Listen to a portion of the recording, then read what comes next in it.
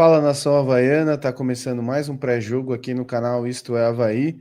Dessa vez vamos falar da 23ª rodada da Série B, Avaí e Amazonas, jogo importantíssimo para o Avaí nas pretensões aí de acesso, né, para o Campeonato Brasileiro da Série A. Mas antes da gente começar, eu queria pedir o teu like, a tua inscrição, que tu mande aí o link desse vídeo para mais amigos havaianos, mais galera participando aqui do nosso pré-jogo.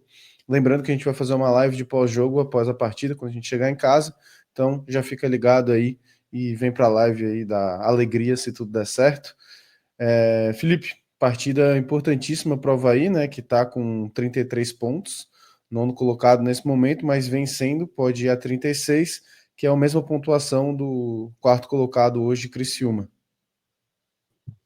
É importantíssimo o Avaí vencer a equipe do Amazonas, primeiro porque o Avaí precisa, o Avaí teve 2 jogos fora nesse começo de turno e não venceu, né? Empatou com o Novo Horizontino e empatou com o Operário. O discurso, pelo menos o treinador, é de bom resultado. Eu discordo porque o Avaí não está conseguindo se aproximar ou entrar dentro do G4. Em alguns momentos até a distância aumentou, então o Avaí precisa pontuar fora com vitória, fazer 3 pontos. Então, se a gente não está conseguindo pontuar fora, a gente é obrigado a vencer dentro de casa, independente de quem seja o adversário, mas analisando um pouco mais o adversário, olhando que é o último colocado, o Amazonas, que tem 21 pontos nesse momento na tabela, o Avaí é obrigado a vencer se quer pensar em acesso. Claro que dificulta as nossas pretensões a questão salarial, né? O Avaí deve 3 meses, não tem pelo menos aí notícia de qualquer pagamento aos jogadores, qualquer menção de algum dinheiro que está vindo. Realmente não tem, né? A gente sabe que vai ter um déficit de 50 milhões nesse ano. Então é difícil, mas se o Avaí quer brigar, se os jogadores estão empenhados nesse acesso só por hombridade, mesmo por caráter, por respeito à camisa do Avaí, por respeito à carreira deles, né? Também pretensão de fechar um outro contrato, ganhando mais, com acesso, eles precisam vencer esse jogo contra o Amazonas, o último colocado. A gente precisa pontuar em casa, até porque a Chapecoense venceu de 4-0 fora o Atlético, o Criciúma venceu o Novo Horizontino em casa, teve resultados positivos ali no Vitória do Remo, o empate também do Cuiabá. Então o Avaí precisa vencer para ficar ali com a mesma pontuação do Criciúma. O Avaí não entra, né, pela questão ali de critério de desempate, mas fica a mesma pontuação, está praticamente dentro do G4. Né? Eu digo que é essencial vencer o Amazonas, mas é obrigação o Avaí pagar os salários, né? O senhor Júlio Hertz aí devendo salários, é uma vergonha isso. Os jogadores essa semana optaram até por não realizar um treino, não tem concentração, não estão dando entrevistas, né? Eu acho que os jogadores estão no direito deles e estão certos em cobrar, e nós também aqui estendemos essa cobrança. Júlio, pague os salários, né? Até a gente falou bastante na última live de pós-jogo contra o Operário ali, tem o discurso forte do nosso querido Machini. Então, porra, tem que pagar o salário desses caras, ninguém pode trabalhar sem receber, isso é um absurdo que o Avaí tá fazendo. Então o Júlio que se vire para pagar esses salários aí dos jogadores. Cara, mas vamos botar o campinho aqui na tela e falar um pouco da possível escalação do Avaí, que tem o desfalque aí do Kleber, que tá suspenso agora, né, verdadeiramente, pelo terceiro cartão amarelo. Então o Kleber tá fora, e o Jair vai ter que dar uma mexida aí no time, né? Acho que é um time que depende muito do Kleber ali. Acho que pode até não estar no seu melhor momento aí, né? Mas é um time que, por dar muitos chutões, tem esse cara como referência, né, Felipe? Então ele acaba matando a bola ali, ajudando algumas jogadas do Avaí. Deixa eu botar aqui na tela.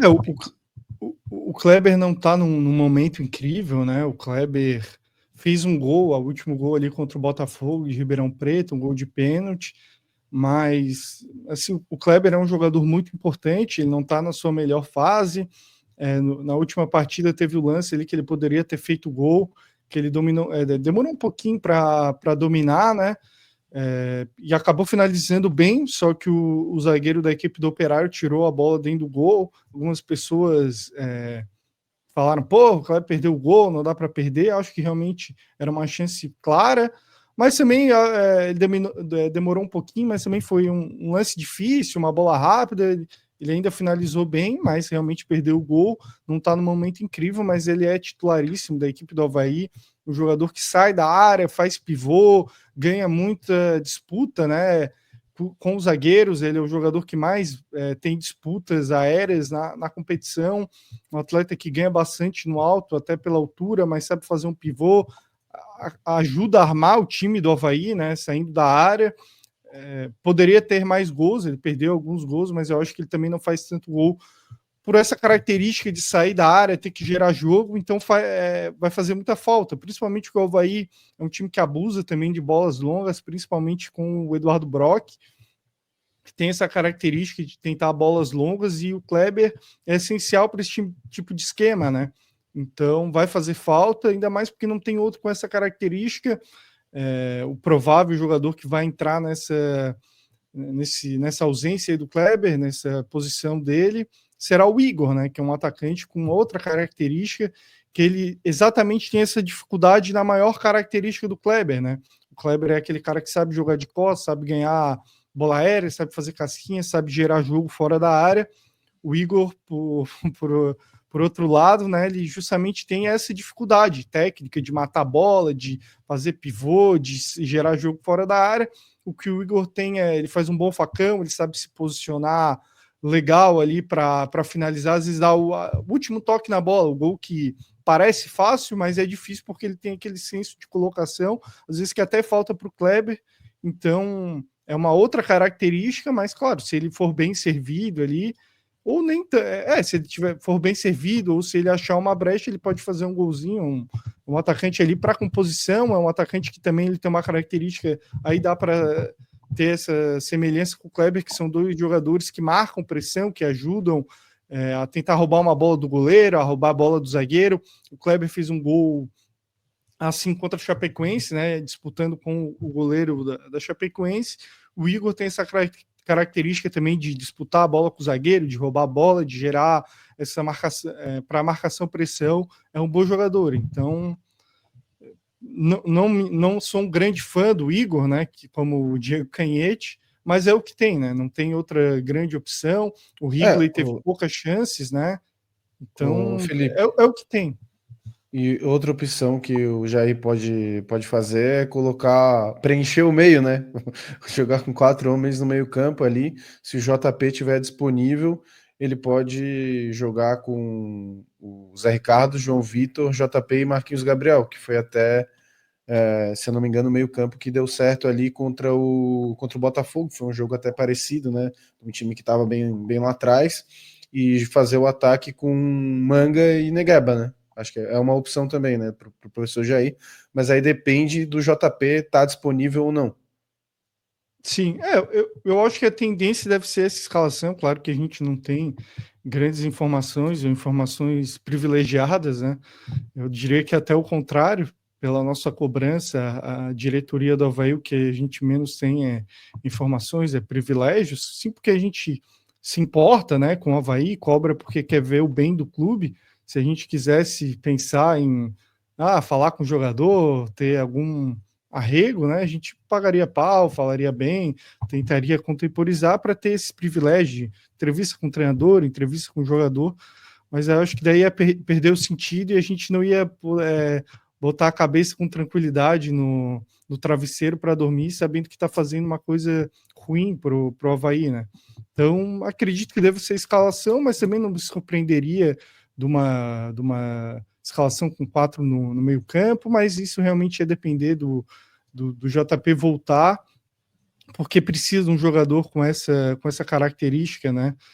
E para gerar jogo, para ajudar na saída de bola, porque o Jamerson tem outra característica, né, em relação ao JP, e também tem especulação aí de uma possível volta do Mário Sérgio no lugar do DG, mas eu acho que não faria muito sentido, porque o DG jogou muito bem os jogos que ele jogou, tanto contra o Cuiabá, tanto contra o Operário, foi bem ofensivamente, né, um cara que dá essa opção no ataque. Então, principalmente com o jogo contra o Amazonas, que é o pior visitante da competição, tem apenas 3 pontos, não tem nenhuma vitória fora de casa, Eu acho que faz sentido a gente ter um lateral mais ofensivo do que um Mário Sérgio, que vai bem ao ataque também, fez 2 gols na final do Catarinense, mas a gente sabe que tem uma característica um pouco mais defensiva, ele fecha ali mais o espaço, faz o básico, é um lateral bem razoável, tem um poder de ataque ok, um poder defensivo ok, um lateral razoável, bom para composição, mas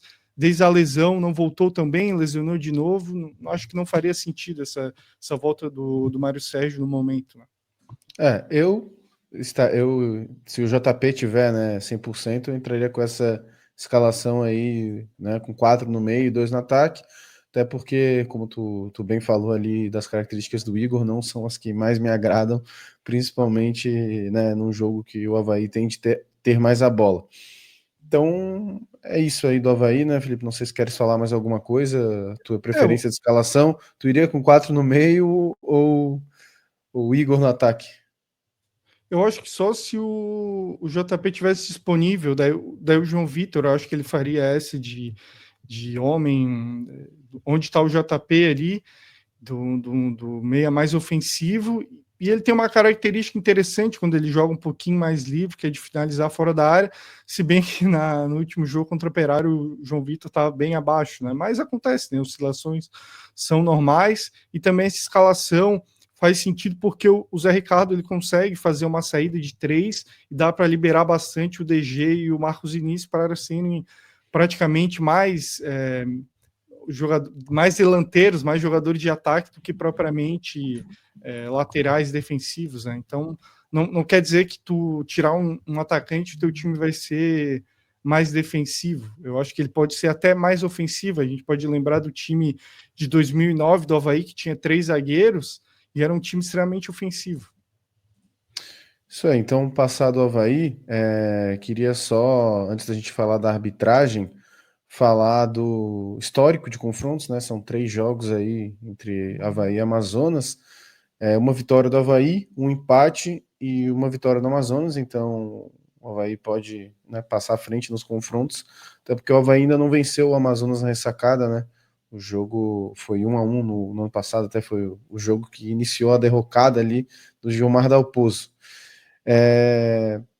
Agora falar um pouquinho da arbitragem, uma arbitragem que eu não gosto, né? Acho que nenhum torcedor do Avaí gosta dessa pessoa que vai estar apitando a partida, que é a Edna Alves Batista, aí que já apitou alguns jogos do Avaí, vou até colocar na tela. Apitou já 2 vezes Avaí e Flamengo, já apitou uma vitória sobre a Tombense. O último jogo que ela apitou aí foi esse 0-0 contra a Chapecoense no ano de 2024.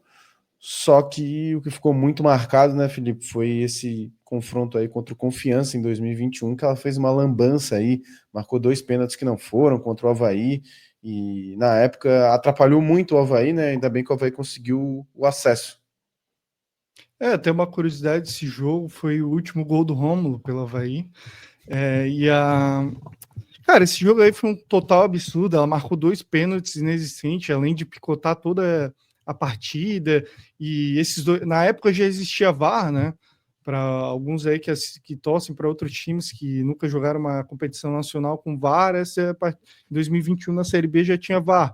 E ela olhou 2 vezes no monitor e marcou pênalti, assim, então foi uma arbitragem assim, esdrúxula da Ed. Nesses outros jogos a gente pode discutir. O da Tombense teve uma expulsão do Vitinho, mas foi um rolo com a bandeirinha. Mas também, putz, assim, não, nada a ver, né? Ele reclamou alguma coisa e acabou sendo expulso. Nos outros jogos até nada muito absurdo. Eu acho ela fraca como árbitra, assim. Nada contra ela como pessoa, assim, como um árbitra profissional. Acho que às vezes quer se aparecer muito, estilo Daronco, assim, né, para não dizer que algum tipo de preconceito, alguma coisa, eu não gosto dela, do Daronco, de vários árbitros, né? Mas é bem na média da arbitragem brasileira, a arbitragem da Ed.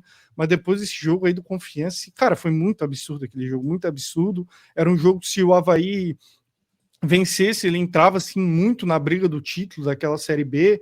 O Avaí tinha um bom time e, sei lá, depois daquilo eu criei uma aversão muito grande contra ela, porque achei que o Avaí foi muito, muito prejudicado, para não dizer até roubado, né? Falando na gíria do futebol. Então, triste, assim, essa escolha de arbitragem, mas só sei que dê tudo certo, que ela apite muito bem e que o Avaí vença, né? O Avaí, por exemplo, venceu no Maracanã contra o Flamengo para 60 mil pessoas, né? Despedidos dos Diegos, né? Com ela no apito, então quem sabe ela já são 3 jogos que ela apitou do Avaí, os últimos 3 jogos que ela apitou do Avaí, o Avaí não perdeu nenhum, né?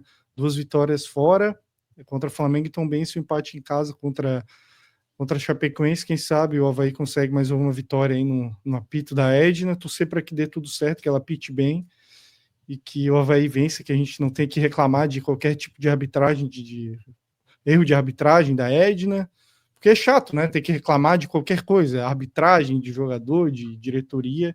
A gente quer só comemorar a vitória do Avaí, mas eu não gosto muito dela no apito, não. Mas tomara que queime minha língua e que ela apite muito bem. Isso aí. E vamos falar então do Amazonas, que o Felipe já bem pontuou, né? É o time que tem a pior campanha fora de casa aí. São 10 jogos, nenhuma vitória. São 3 empates e 7 derrotas. Então, é um time que pontuou muito pouco também fora de casa, né? Só 3 pontos nesses 3 empates. Já trocou de treinador algumas vezes, né, nesse campeonato, e agora está com o Márcio Zanardi ali à beira do gramado. E o provável Amazonas tem o goleiro João Lopes, Castrilhon, Alvarinho, Diego Borges e Fabiano, Guilherme Xavier, Eric Varão, Rafael Tavares, Luan Silva, Ramires e Henrique Almeida, né, que é um grande carrasco aí do Avaí, um cara que costuma sempre fazer gol no Avaí. No primeiro turno não fez, então espero que ele continue sem fazer gols, né, esse ano contra o Avaí. Mas, Felipe, o que dá para falar aí da equipe do Amazonas, um time que tá aí brigando muito sério para não cair? Acho que dos times da zona ali, talvez o que tá há mais tempo ali dentro, né? Eu acho que dá para destacar poucos jogadores, né? Até pela campanha. Eu acho que dá para falar do ponta direita, uruguaio, Kevin Ramírez, que em 18 jogos pelo Amazonas tem 7 gols e uma assistência, que são números bons. Ponta canhoto, um bom jogador, até pelo nível da equipe do Amazonas. Acho que o Henrique Almeida é um cara para a gente ter um pouquinho de atenção, não vive um momento incrível no Amazonas, até só tem um gol em 18 jogos, mas como tem esse histórico aí positivo dele contra o Avaí e horrível para a gente é ter atenção, né? O Avaí tem às vezes alguns jogadores que sempre fazem gols, sei lá, um Caio Dantas, um Neto Pessoa, que às vezes gostam de marcar contra a gente, quem sabe a gente já tenha superado isso contra o Henrique Almeida. Acho que o Rafael Tavares, o meia, camisa 10, é um cara que está há anos já no Amazonas, é um jogador de destaque, dá para chamar atenção. Tem um lateral direito colombiano, o Nilson Castrilhon, que é um lateral mais ofensivo, tá se destacando um pouco por mais ir o ataque bem, então acho que dá para o Avaí ter atenção, principalmente ali em cima do DG. E tem o Eric Varão, que até fez algumas boas campanhas jogando no ABC, já passou até no próprio Amazonas. Aquele segundo volante que pisa bastante na área. Acho que são esses jogadores, eu acho, mais de destaque da equipe do Amazonas. E eu acho que um jogador que está mal aí, que a torcida do Amazonas está perseguindo, é o lateral esquerdo, que também pode jogar de zagueiro, o Fabiano, né? É um Rafael jogador, Portugal. que é um jogador bem abaixo da média, assim, então talvez eu vai ter que explorar, jogar em cima do Fabiano, mas é uma equipe que vem muito mal, tá com o Márcio Zanardi agora, e para mim tem tudo para ser rebaixado, porque é uma equipe que vai muito mal fora de casa, e o fator casa do Amazonas também não é muito bom, né? A maioria dos jogos eles fazem na Arena Amazônia, né? E, cara, lá é um estádio muito grande, Copa do Mundo, uma boa estrutura, e eles não têm muita torcida, né?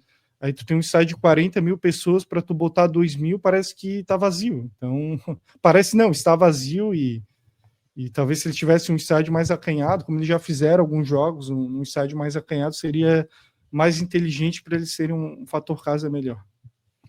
Inclusive lembrar, né, que todos os ingressos até o final do campeonato da Série B estão R$ 20 na ressacada.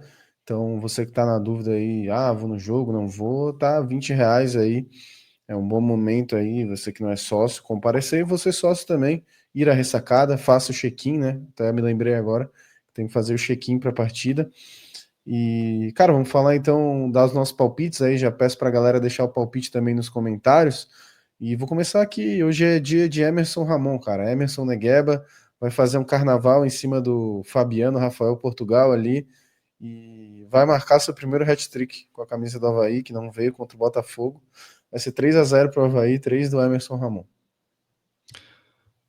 Eu tava pensando um 3-0 também, mas eu ser um pouco mais modesto. 2-0 pro Avaí, um gol do Igor, pro Canhete ficar feliz, e um do Marquinhos Gabriel. 2-0 pro Avaí, gols de Igor e Marquinhos Gabriel. Isso aí, lembrando que após o jogo a gente vai estar em live, então já vem participar, já deixa aí ativada a notificação para assistir a nossa live de pós-jogo. E, cara, é isso aí, deixa o like, não esquece de deixar o comentário também, se inscrever no canal. E é isso aí, tamo junto e valeu.